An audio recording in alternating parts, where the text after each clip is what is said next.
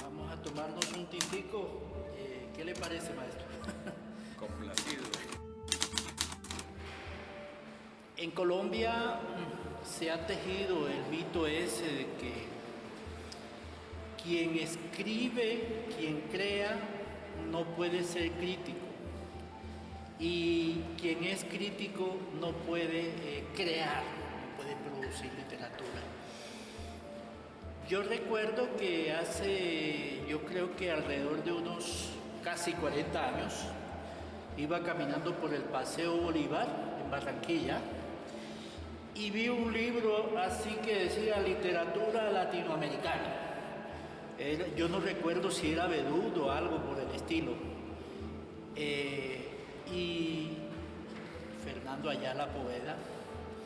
Y pues en ese momento a mí me jaló mucho el libro realmente, porque yo estaba con esa inquietud de la literatura siempre. Fernando Ayala Poveda reúne el doble perfil de criticar, porque sus trabajos de crítica son muy bien conocidos, su teoría es bien conocida, Colombia le debe mucho a Fernando Ayala Poveda, pero igualmente Fernando Ayala Poveda es un escritor excelso.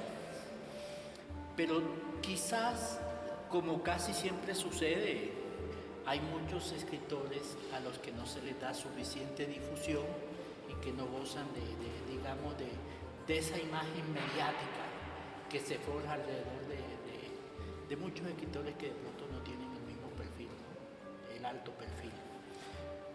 Fernando Ayala Poveda. ¿Quién es Fernando Ayala Poveda? Fernando Ayala Poveda es un hijo de Tunja, Boyacá, educado por las brujas, Los Ángeles, el santuario del Topo, es decir, la Virgen del Milagro, la Madre Josefa del Castillo, Juan de Castellanos, el Ángel de la Pila, del Mono, también conocido como el Niño del Silencio. Realmente en Tunja y en las iglesias de Tunja, mirando su interior, yo descubrí el barroco americano, porque son iglesias repujadas y talladas a mano por el mestizaje de América, por la mano indígena cruzada con la mano del español, del alemán. En ese sentido es el mestizaje vivo. Se habla de que existen dos Tunjas, la de afuera y la de adentro. La de afuera es la Tunja del frío, la Tunja fea, fría y falduda, pero la Tunja de adentro es la Tunja pues colonial, religiosa del arte barroco, que la tiene igualmente Cartagena, y que la tiene Quito, y que la tiene México, y la tiene Guatemala, y por supuesto en los grandes santuarios del mundo está esa mano prodigiosa de los artistas artesanos. ¿Y cómo fue entonces que Fernando Ayala Poveda llegó a la literatura? Yo llegué a la literatura porque soy hijo de la soledad, de un padre de alguna forma que venía de las guerras civiles en Colombia y que él vivió como fotógrafo de guerra, que era todo este trance y convulsión de los años 1928 hasta el año 2000. Él con su cámara fotográfica tomó la gran memoria de esta guerra civil y no declarada, y después de una guerra entre una generación de campesinos rebeldes, zapatistas, ya que la Revolución Mexicana entró en Colombia como entró la Revolución Rusa entró la Revolución Cubana, la Revolución de Mao, y entró la Guerra Fría. Entonces mi padre registró eso a través de su memoria fotográfica. Nunca estuvo en casa, de tal suerte que cuando yo iba a un colegio y cometía alguna falta me decían traiga a su padre, hasta tal punto que en el Colegio Militar Inocencio Chincá de Sogamoso, en una ocasión tuve que regresar a donde el coronel Plaza Solarte a decirle: señor coronel, me ha demandado que traiga a mi padre para hacer un ajuste de cuentas, tengo que comunicarle que yo soy mi padre, puede hablar conmigo. Interesante. Bueno, ¿qué fue lo que pasó en la Universidad Nacional? Bueno, yo entonces, a falta de tener un padre y a falta de tener estos conflictos tan difíciles, de orden totalmente dostoyevskiano, conflictos de también lo que es ser boyacense, del complejo de inferioridad que después a través del ensayo de Pedro Enrique Sureña vengo a descubrir que ese es un complejo de América Latina, en que se nos vio como menores de edad en la literatura, en las artes, en todos estos asuntos de la cultura. Pero yo hice mi complejo de inferioridad como todo hombre de Boyacá. Eso me llevó a poner sobre papel las memorias del niño de la soledad, de los conflictos con el padre, de las pérdidas, del silencio, del miedo, de los demonios. Y entonces ese niño del silencio empezó a leer a Tolstoy, a Gorky, a Dostoyevsky, a Turgeniev, leyó a los rusos. Un niño a los 10 años que tenía esa pequeña biblioteca asumió las 1001 noches, leí ese libro como un cuento, lo leí en una semana, y entonces ese niño se empezó a devorar todo eso. A falta de estar incomunicado con el mundo, el niño optó por irse a vivir en el país de la literatura, en los reinos maravillosos, de lo oscuro y lo gris. Eso me condujo entonces de alguna forma a tener amigos mayores. Yo soy discípulo de hombres mayores del país, de Torres Quintero, el lingüista, de Eduardo Mañaluna, de Germán Guzmán Campos, de Orlando Falborda, de Camilo Torres. Soy hijo de esa brillante generación, memoria de los sufrimientos de una nación. Ellos entonces me abrieron la puerta a la expedición de lo que es la historia en Colombia, de lo que es el conflicto de ser colombiano. Y a través de eso entonces el vehículo que yo utilicé para enterarme de estas cosas, porque ellos me facilitaron todos los libros, fue el ensayo latinoamericano y el ensayo universal. Entonces a través del ensayo es que yo conocí El laberinto de la soledad de Octavio Paz, conocí El paradiso de Lezama Lima, conocí la crítica literaria que hizo Pedro Gómez Ureña, que hizo Alfonso Reyes con La región más transparente del aire, que eso es una de sus obras. Carlos Fuentes utilizó ese título para su obra más importante. Y entonces yo me aficioné y el ensayo me dio la formación, la capacitación, la vida luminosa de lo que es la palabra ensayística. Y si yo no hubiera sido un hombre que me forjé en el ensayo, yo no hubiera podido ser un buen escritor. Pienso que todo novelista necesariamente podría tener unas grandes posibilidades si asume el ensayo también como vocación. Entonces yo un día hice el primer encuentro del ensayo literario y científico en Colombia y cruzamos a los escritores. Imagínese usted en Manizales haciendo un encuentro entre Otto Morales Benítez, entre el genetista de la Universidad Nacional, grandes médicos con grandes escritores, maravilloso. Después fui a la Universidad del Norte, donde se replicó este encuentro, y en la Universidad Simón Bolívar. ¿La de Colombia? La de Barranquilla. La de Barranquilla. Barranquilla ha sido una patria para mí, porque tienen cánones de puertas abiertas a la inteligencia, no solo del Caribe. Sí. Entonces yo he sido un hombre educado, formado en los cánones del ensayo y de la narrativa. Por eso tal vez uno encuentra que dentro de su obra ese matrimonio, ¿no? La literatura, la obra, y nos encontramos con un manual de historia de Colombia, ¿no? Sí, es la creación y cultura de cómo el tema del tánatos, el eros y la besanía han sido las líneas de sangre que le han dado columna vertebral a la República de Colombia. Todos los autores, todos los artistas en Colombia, los médicos, todos sus grandes libros tienen que ver con el tema de la violencia. Obregón con la madre embarazada, García Márquez con sus 100 años de soledad, el Cristo de espalda de Calderón. Todos los autores, la propuesta que hacen es una propuesta donde quieren iluminar la cicatriz, la herida abierta. Eso lo hace Manuel Mejía Vallejo con El día señalado, lo hacen en los días de ceniza de este gran periodista colombiano. Todos queremos pensar y repensar en este asunto de la tragedia en Colombia.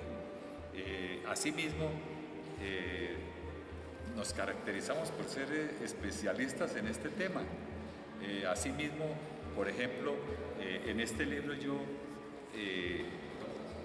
hago un despliegue de las propuestas que han hecho los políticos, los abogados, los médicos, los arquitectos. Y entonces el discurso de Laureano Gómez es un discurso de guerra. Todas las grandes propuestas que se han hecho en Colombia son propuestas de muerte, no son propuestas de vida. Pocas expediciones científicas a la realidad nacional tenemos. Sí, la de Mutis, la del sabio Caldas, que expresa todo lo que estoy diciendo, el sacrificio de un sabio. Y tenemos a Elkin Patarroyo, tenemos a Ginás, tenemos hombres extraordinarios. Entonces yo pienso que este es el libro de la terapéutica, del perdón, de la justicia, la reparación y la no repetición. Este es el tratado de paz que va a tener una importancia especial. Este libro fue acunado por Eduardo Umaña Luna y cuando se creó la Cátedra de Paz fuimos a fundarla con el maestro. Es un hombre que yo le debo mucho, es un hombre extraordinario. Ese día llorando me contó acerca de la muerte de su hijo, el mártir, Umaña Luna, su hijo, el que se sintió culpable por haberle infundido a su niño el respeto por los derechos humanos. Entonces toda mi obra no es otra que una expedición a la Colombia profunda. Bueno, yo siento que Colombia le debe mucho a usted. En estos días, ayer, hace 2 o 3 días, que felizmente coincidimos en un recital que ofreció la poetisa Viviana Bernal, en un momento cuando Federico Díaz Granado le preguntaba acerca de su génesis como escritora, sus primeros contactos. Ella recordó que siendo una adolescente, de pronto menos que adolescente, leyó un cuento que se llama El violinista y el verdugo. Un cuento suyo, el más antologado en América. Háblenos un poco de ese cuento o si ha evolucionado, ¿qué? Bueno, ese cuento lo escribí en un libro que publiqué hace 30 años que se llama El Club de la Dalia Azul. Ese es un libro fundador del género de literatura policíaca en Colombia. Entonces pasaron los años y ese libro se fue consolidando. Hubert Popper, el polaco, experto en la materia, lo considera un libro altamente recomendable. ¿Usted puede creer que se vendieron 1 millón de libros? 1 millón de libros. Y entonces el cuento se hizo viral y en la historia del cuento contemporáneo universal está entre los 5 mejores cuentos que se hayan escrito jamás. Y el cuento fue haciendo su camino y pasó la vida. Y yo conviví con el cuento, pero yo no le di a ese cuento de especial prelación. Estaba ahí y yo no sabía que estaba. Era un cuento extraordinario, pero yo qué podía hacer respecto a eso. Me acostumbré a convivir con la difícil sencillez de ser humilde. Una humildad y un anonimato, donde me siento cómodo. Pero poco a poco el cuento empezó a llegar y en los tiempos recientes ha llegado con más fuerza. Lo piden para libros en los Estados Unidos, lo piden de todas formas. Lo han comparado con el cuento del perseguidor de Cortázar, ya que el violinista es la historia de un militante argentino que el día en que él iba a tocar violín era su primer concierto y lo iba a dar en el Conservatorio de Música de Buenos Aires. Ese día hubo un golpe de Estado, se llamó la Noche de los Coroneles. Subía al poder Videla y se cambió la historia de Argentina. Llegó el baño de sangre y este médico fue capturado por un verdugo. Y entonces el verdugo lo llevó por allá a un lugar y le dio el tiro de gracia y se robó el violín. Y pasó la vida y cayó la dictadura argentina. Y una noche viene el violinista del cielo y le dice que si le permite tocar el violín. Y el tipo no quiere, le dice: no hablo con muertos. Yo no hablo con la historia, menos con muertos. Y el tipo le insiste, dice: bueno, toque a ver, pero me lo devuelve el violín. Y entonces el tipo toca y queda tan seducido que meses después entra al Conservatorio de Música a estudiar violín. El verdugo más cruel de cómo entonces la música es capaz de revivir. Sin yo saberlo, me estaba metiendo en un territorio que se llama el territorio de Tartini y de Paganini, el hombre que le sacó las vísceras a su mujer y con esas tripas hizo las cuerdas para un violín. Y cuando hizo esas cuerdas, entonces compuso la Sinfonía del Diablo, conocida mundialmente como el Trino del Diablo. Es lo más consumado que se ha hecho y lo más exacto con que se puede definir la sonata perfecta. Es lo más elevado en música. Eso, entonces él fue el compositor y Paganini fue el intérprete. Y los dos fueron poseídos por el diablo. Entonces, eso dio lugar a que yo, con los años, empezara a caminar con la historia de la guerra más larga de Occidente, donde participaron 9 naciones, Guerra Fría, 17 presidentes, 15 procesos de paz, una generación de campesinos, 7 rebeldes que llegaron al sur del Tolima a refugiarse porque los persiguieron los gobiernos, se refugiaron en esas montañas, formaron el Frente Democrático del Sur del Tolima. Lo formaron los liberales, los conservadores y los comunistas. Los 7 tocaban violín. Tiro Fijo, Charro Negro, Guadalupe Salcedo, también. Todos tocaban el violín, que es la página que Colombia no conoce. Y crearon entonces el choque, porque un día encontraron un violín y entonces alguien dijo: el violín es mío, yo lo vi primero. Entonces otro dijo: no, ese violín es de la comunidad. Entonces crearon el choque y se rompió por problemas ideológicos, porque para el comunismo la propiedad privada no existe.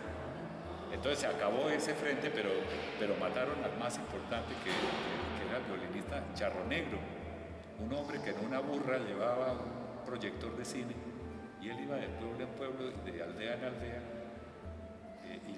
proyectando las películas del siglo de oro de la Revolución Mexicana, y con eso hizo la pedagogía de la Revolución en Colombia. Entonces yo seguí caminando con la historia y empecé a escribir esa novela y le hice más de 92 versiones.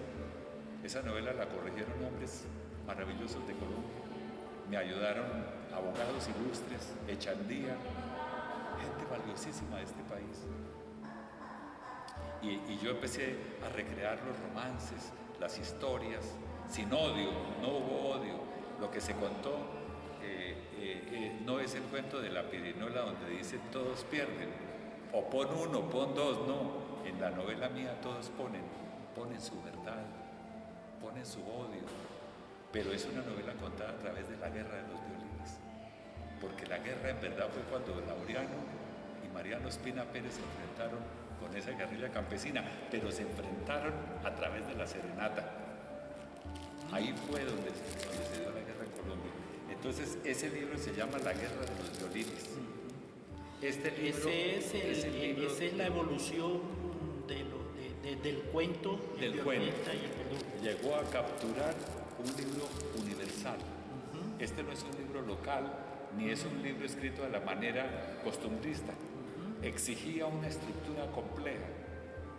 Entonces, es un libro río, una novela río, con una arquitectura muy especial. Y es un libro que será el libro de la posguerra en Colombia. Yo espero que se haga cine con esta película para que el colombiano se conozca en su verdadera dimensión. Este es una plegaria, este es un libro desde la guerra hacia la paz, pero de una paz que se trabaja, que se gana, que se conquista, donde el político no va a tener ninguna actuación especial. Es una paz trabajada y una paz comunitaria, es una paz de todos. Bueno, realmente usted ha descrito el periplo de ese cuento hasta llegar a este libro que tiene más de 200 páginas. Tiene 600 páginas. Claro, tiene 600 páginas. ¿Cómo fue eso? O sea, de pronto, ¿qué dificultades? ¿Cómo fue esa construcción de pasar de un cuento a una novela de esta envergadura? Pues fue una cosa complicada porque yo seguí el camino que habían abierto los sociólogos, su exploración e interpretación de eso que llamaban la violencia en Colombia, que en realidad es la guerra. Se le llama guerra civil, pero que fue una guerra sangrienta que puso 1 millón de muertos. Entonces yo era que reunir los pedazos rotos que ninguno de estos sociólogos pudo armar, y lo hice en una novela como lo hizo Tolstoy en Guerra y Paz, porque yo soy de la escuela tolstoyana, tanto que mi seudónimo es Tolstoy. Entonces tuve que leerme toda la literatura de guerra, Los desnudos y los muertos de Norman Mailer, El adiós a las armas de Hemingway, Por quién doblan las campanas, también de él.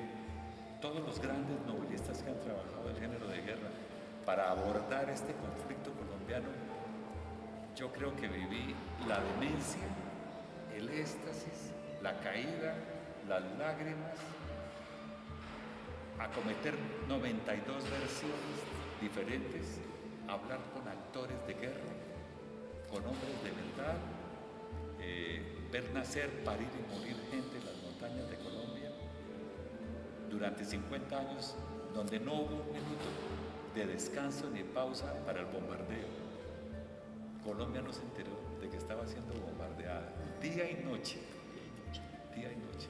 Esta es una nación joven y es una nación que ama la guerra y no cree en la paz, que va a misa pero crucifica al campesino, al Cristo. Por eso los novelistas hablaban del Cristo campesino, del Cristo de espalda. Aquí somos cristianos pero crucificamos a Cristo, amamos la guerra. Ese plebiscito nos permitió darnos cuenta de muchas cosas. Creo que la tarea fundamental en este momento es la de descifrar el álgebra de ser colombiano. Ser colombiano es un misterio, es uno de los enigmas y es una de las personalidades colectivas más interesantes en el mundo de hoy. El mundo entero va a mirar a Colombia a partir de estos momentos. En la última marcha que está sucediendo, eso está sucediendo también en la novela mía. Esta es una novela que mira el pasado, 72 años de guerra, mira el presente de la paz. Esta novela fue sometida a 70 lectores para que hicieran el plebiscito del sí y el no, y la criticaron. y sus críticas están incluidas en el libro.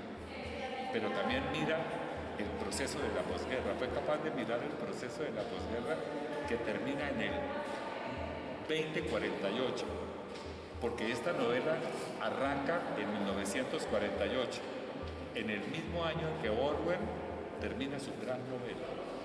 Orwell no llama a su novela 1948, sino 1984, la famosa novela de George Orwell. Entonces, tomo la novela, arranca del 48, llego al 84, donde se parte la historia de Colombia, porque llega el paramilitarismo, llega la guerra sucia, y la proyecto hacia el 2048 para cerrar el círculo de Orwell. Entonces, yo creo que habrá paz en Colombia a los 100 años de la novela de George Orwell, de 1948 al 2048. Para entonces habrá una generación distinta. Será en el 2048 habrá el primer médico. Saldrá de las universidades colombianas el primer médico de esos hijos de las guerrillas. Entonces, es un visionario. Exactamente. Entonces toda mi obra que ustedes ven, esto es un sexteto de novelas que tienen que ver con ese conflicto. Un conflicto mostrado de una forma narrativa divertida, inteligente, agradable, a partir de los romances de Tilo Fijo, a partir de esos grandes protagonistas de nuestra historia. Es una historia humanizada, historias de familia, historias de viaje. Todas las naciones han hecho sus historias. Todo país tiene su guerra de paz. Cada país, Francia, Estados Unidos, todos tienen su gran narrativa. Colombia necesita ahora esta narrativa para poder pensarse. Entonces yo estoy concluyendo este trabajo y anoche, en el momento mismo en que estaba poniendo punto final al violinista y al verdugo, fui al teatro y fue cuando la niña, mirando en la oscuridad, dijo: allá hay un autor que yo a los 17 años leí su cuento El violinista y el verdugo, y a mí me pareció que era Tartini el que se había metido en ese teatro. Me estaba jugando una broma pesada, porque Tartini me estaba recordando que existe la sonata perfecta, que hay que trabajar por una utopía. Es la utopía de la felicidad posible. Se dice que la última revolución del mundo sucedió en 1960, la del Che Guevara, la de tantos socialistas, y que al morir ellos, sacrificados o no, y al derrumbarse el socialismo, murió para siempre el romanticismo de los sueños y de los derechos humanos, de la igualdad, que ya no habrá posibilidad ni segunda oportunidad, no para la generación de los colombianos, sino para la misma humanidad. Sí. Yo en mi novela hago la propuesta de que, como nos correspondió la esperanza de la paz, quizás tengamos esa segunda oportunidad. Eso es algo que solo el pueblo de Colombia, un pueblo tan joven, tan emocional, tan rebelde y tan manso, tan inteligente y tan inocente, tan amenazado y tan dulce, que se mata por ganar un partido de fútbol y que va y vota por sus propios verdugos. Es una nación, Colombia es una nación de niños que se mueren, de políticos que todavía mienten y que se robaron el país 20 veces.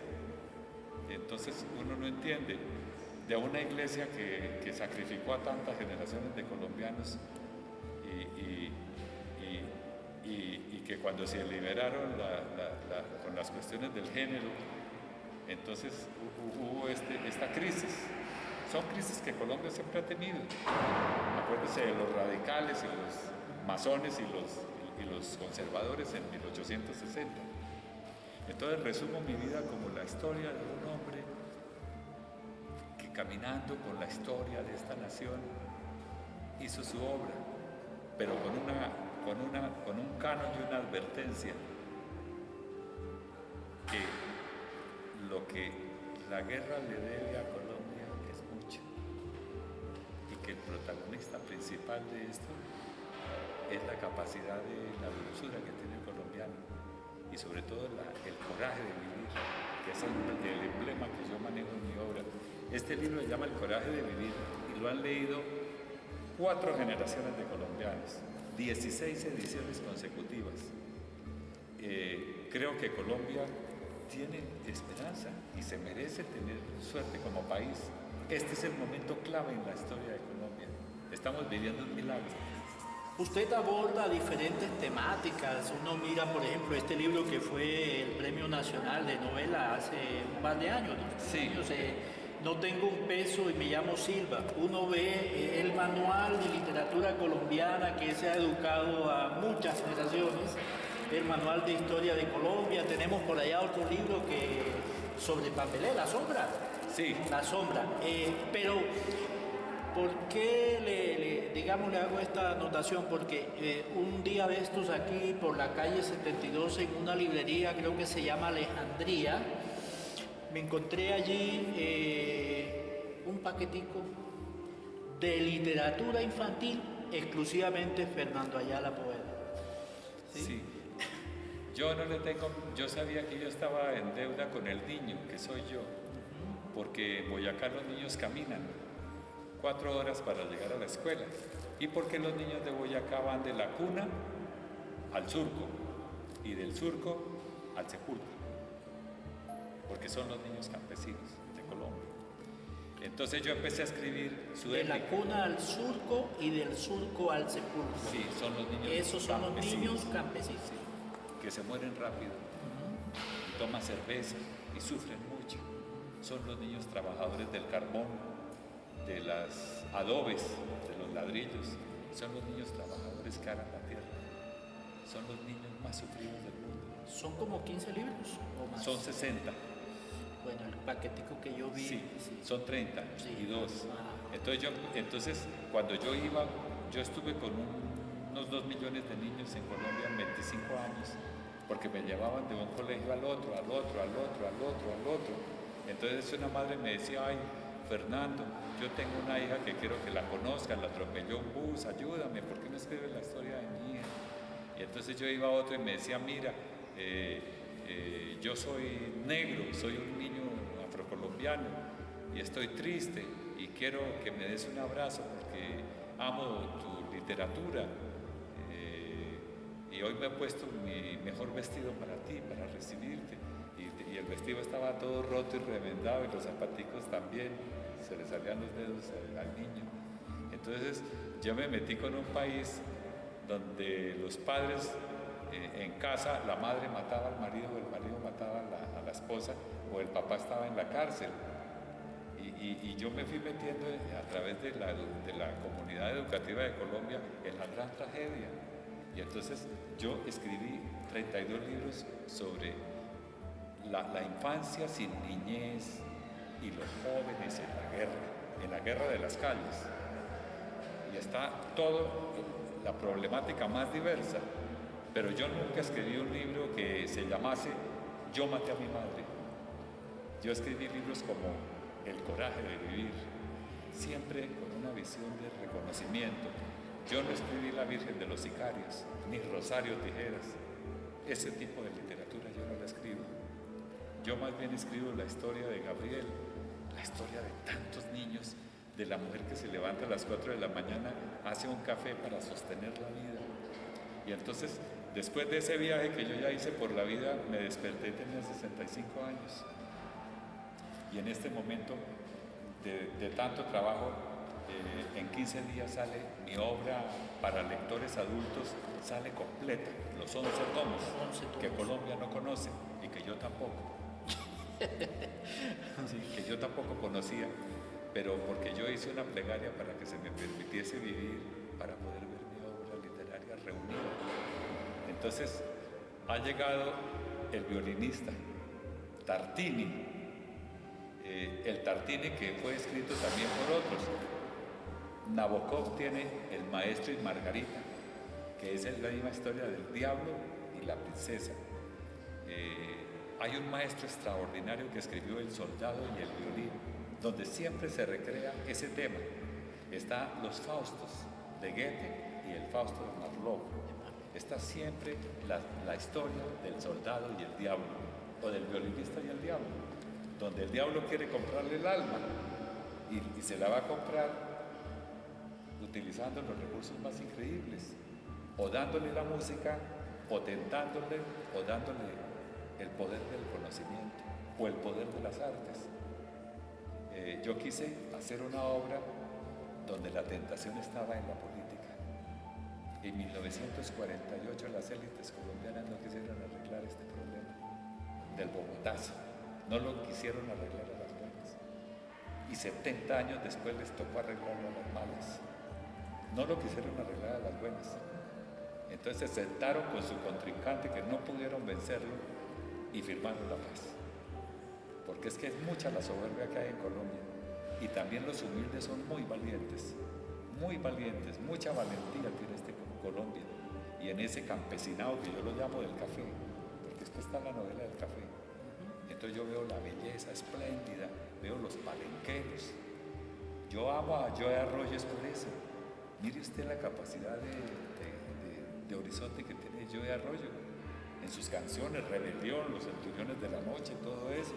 No le pega a la negra. No le pega a la negra, una cosa maravillosa.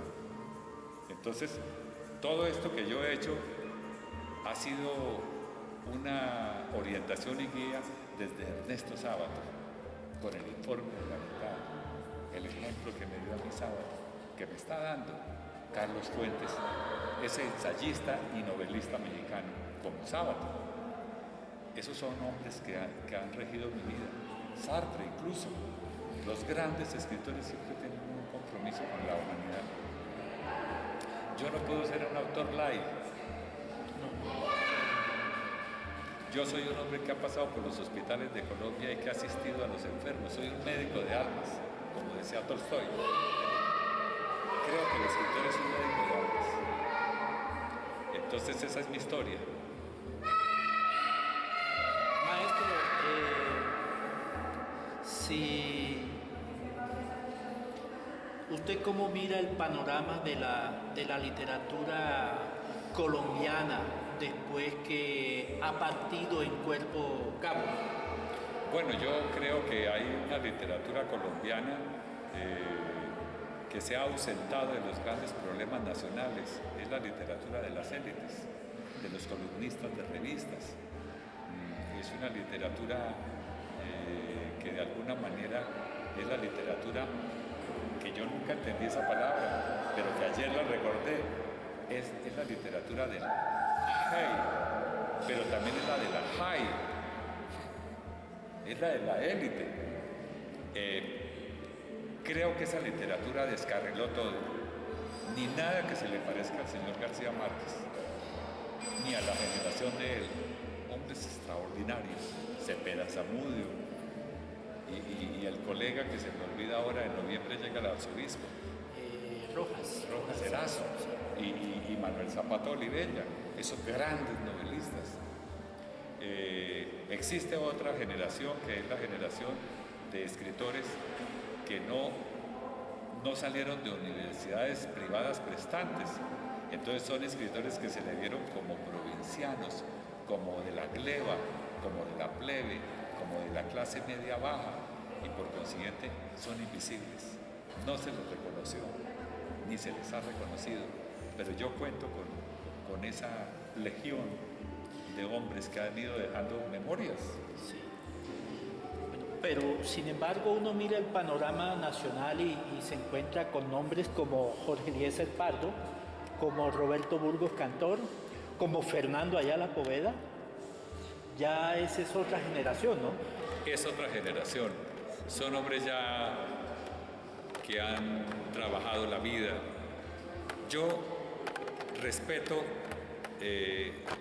al hombre que lee y escribe. En Colombia se cree que el hombre que lee y escribe es un hombre adinerado. Yo he tenido que contarle a los profesores, a los lectores, a los amigos, que yo, Fernando Ayala Poveda, no tengo dinero, pero sí tengo un reconocimiento social, sí tengo el amor de los lectores. Creo que he entregado mi vida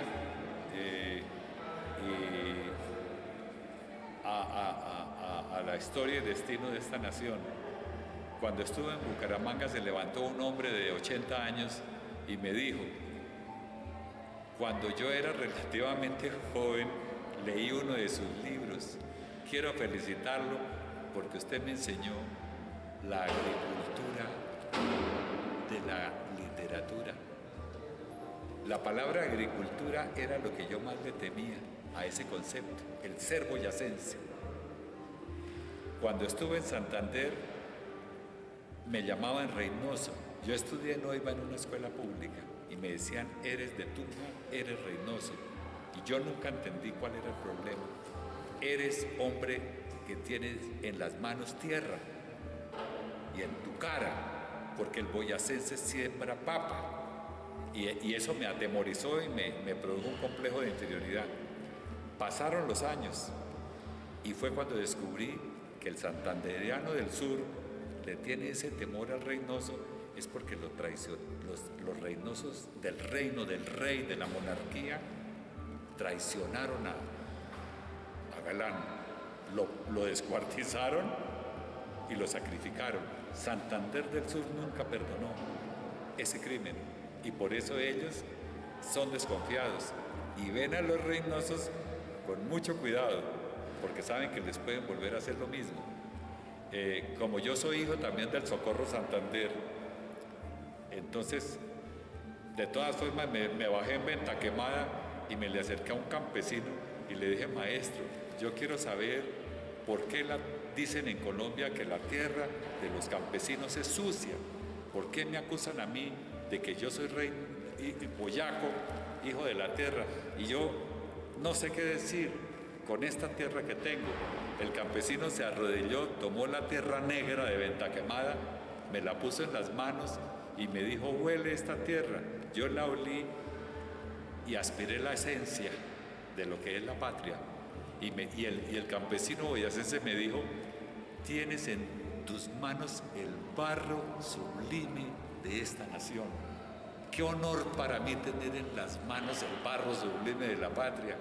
Yo que consideraba que el barro sublime de mi patria era mi complejo de inferioridad, el hecho de ser campesino, el hecho de trabajar la tierra. No, somos barro. Y en ese momento fue cuando me quité la ruana y me quité el sombrero para que Colombia y el mundo mirara mis ojos, para que viera que yo tengo piernas y que tengo manos, que puedo ser inteligente, que puedo poder hacer una obra tan importante como la que hizo Balzac o como la que hizo los grandes autores. Cada país tiene su Faulkner, su Joyce, cada nación. ¿Qué sería de Cuba sin Lezama Lima? ¿Qué sería de Argentina sin los escritores que fueron asesinados? Rodolfo Walsh, los grandes. ¿Qué sería Uruguay sin Onetti? ¿Qué sería de México sin Juan Rulfo y sus 50 escritores? ¿Qué sería de Irlanda? ¿Qué sería de Inglaterra sin Shakespeare y de España sin Cervantes? En España, por ejemplo, Cervantes vive en cada esquina, le tienen una escultura, no una estatua, sino una escultura que camina. La veneran, la abrazan. Cervantes vive, Don Quijote vive en España. Está la Ruta de la Mancha. Entonces yo, a partir de mi obra, La Guerra de los Violines, ahora desde este momento voy a inaugurar la Ruta de los Violines en Colombia. Y entonces voy a hacer los violines del David, donde estuvo la guerrilla colombiana. Voy a hacer el violín del carbón en Tasco, Boyacá. Allá los niños hacen esculturas de carbón. Va a estar el violín de La Paz, es el del carbón. Va a estar el violín de La Sal en Zipaquirá. El violín de Los Ángeles en Sopó. Va a estar el violín de Natagaima, donde la canción famosa de Rodrigo Silva, Tambores del Pacandé. Y va a estar el violín en Barranquilla. En Barranquilla vamos a hacer un violín grandioso, pero todas esas obras son pequeñas.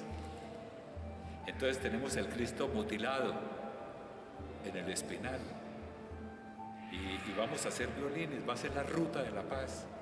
Así como los turistas del mundo van a Auschwitz y a Nagasaki y a Hiroshima a ver cómo es que fue este asunto de la bomba atómica o de los campos de concentración, así Colombia va a entrar y toda la gente del planeta va a venir a ver qué es este proceso de paz y se va a ir por la ruta de los violines, a ver cómo fueron los lugares de la guerra, las trincheras que hay en Natagaima, que hizo Tiro Fijo. ¿Cómo fue esa guerra? ¿Qué fue esa guerra? Entonces les vamos a hacer museos y santuarios y cosas. Ahora en Boyacá también inauguro la campaña libertadora de la lectura. Porque estando yo en Casanare en algún momento dado, un llanero dijo, es que nos mandan ministros para que gobiernen como gobernadores. Es que ellos creen que vienen a alfabetizarnos. Lo que los reynosos no saben es que nosotros, los llaneros, hicimos la independencia de Colombia. Eso me gustó, eso me encantó. En Colombia se cree que yo soy llanero y se cree que soy afrocolombiano, porque yo hice los colores de la fama con actores negros. Todos mis futbolistas son negros. Yo tengo el alma totalmente afro. Y entonces estamos en eso. Colombia es mi rompecabezas. Armar a Colombia y darle un rostro y un perfil sería descifrar el asunto de la paz. El asunto de la paz. Sabemos que este es una misión que nunca termina, siempre está en construcción, y usted pues ya en este momento tiene pues un patrimonio y un legado para las generaciones venideras. En ese rompecabezas usted, a las generaciones que vienen después de usted, que están enamorados de las letras, de escribir, ¿qué consejos le daría a usted? Que caminen con los científicos. Yo cuando tenía 10 años soñé que yo iba a ser escritor. El resto de mi vida se me ha pasado luchando por construir un sueño. Ser escritor no es ser un hombre destinado a la gloria, más bien al fracaso. Pero su batalla es crearse como el artista de su pueblo. Es eso ser escritor, sin gloria y sin nada de esas vanidades. Es trabajar y ser un artesano, un artista que está al servicio de su obra. Y tener el ejemplo de que un cardiólogo, un biólogo, un arquitecto, los maestros de las ciencias no se improvisan. Ellos no se improvisan. ¿Cuántos años nos cuesta Llinás crear un hombre como Llinás? ¿Cuántos años ha costado crear un Montaigne, un Pascal, un Miguel Ángel? No se improvisa. En Colombia los jubilados se vuelven escritores. Sería tanto como yo decir que en este momento, ya como jubilado a los 65 años, me voy a volver cardiólogo y en media hora voy a aprender a hacer un trasplante de corazón. A mí se me dice que tengo muchas obras, que es tanto como cuando yo voy y le digo a un panadero cuántos panes ha hecho y él me dice no los he contado, como 10 millones, y yo le podría decir, ¿no será un exceso? Entonces, ¿cuántos trasplantes, cuántas cirugías ha hecho el médico? ¿Cuántas cosas hemos hecho? ¿Cuántos puentes se han levantado? ¿Cuánto más necesitamos para crear este país? Para llevar agua a la Guajira o para abrir los ríos que están ahí represados. Entonces, yo considero que el oficio de escritor es el más difícil del mundo. El escritor tiene que ser un biólogo, un cardiólogo, un sociólogo, un antropólogo. Es el oficio más difícil, es un oficio muy arduo. Aquellos que quieren escribir un libro, eso es otra cosa, porque es que se adquirió en Colombia la idea de que escribir un libro da caché, es un artículo de lujo, algo por hacerlo. Y los actores, los abogados, diversas profesionales escriben un libro porque da lujo. Y hasta los youtubers también. Ellos no necesitan escribir libros, ya tienen plata, ya tienen prestigio. Los políticos, ¿para qué escriben libros? Ganan 30 millones. Pero ellos dicen, no, es que hay que tener un libro porque eso da caché. ¿Por qué? Porque heredamos la cultura hispánica. Y en España, el respeto por los libros, por la tradición escrita, pues fue algo que aprendimos. Eso lo ese hábito del respeto al libro, del respeto, porque en Colombia no se leen libros, pero se le admiran. Se ama el libro de papel, pero no se lee. Ante el libro digital dicen, no, el libro de papel es maravilloso porque tiene aroma, pero no se lee. En los colegios de Colombia es prohibido leer. Ningún niño puede comprar un libro. Eso es algo prohibido. Entonces yo creo que el oficio de ser escritor es un oficio. ¿Cuántos años cuesta para una mujer de Buenaventura poder hacer lo que ha hecho esta comunidad? La mejor cocina del planeta. Con lo de Barranquilla, toda esa zona del Caribe, esa gastronomía, el vestido, las artesanías. Es una nación que lleva 2000 años luchando por hacer esa orfebrería. Entonces yo pienso que el mayor oficio del escritor es ese, ser astrónomo, ser un químico. Hay que tener fortaleza. De lo contrario, ¿cómo podríamos describir la historia del viudo de Pescado en el Magdalena, el río, la tumba más grande del mundo? Eso es todo y es el principio.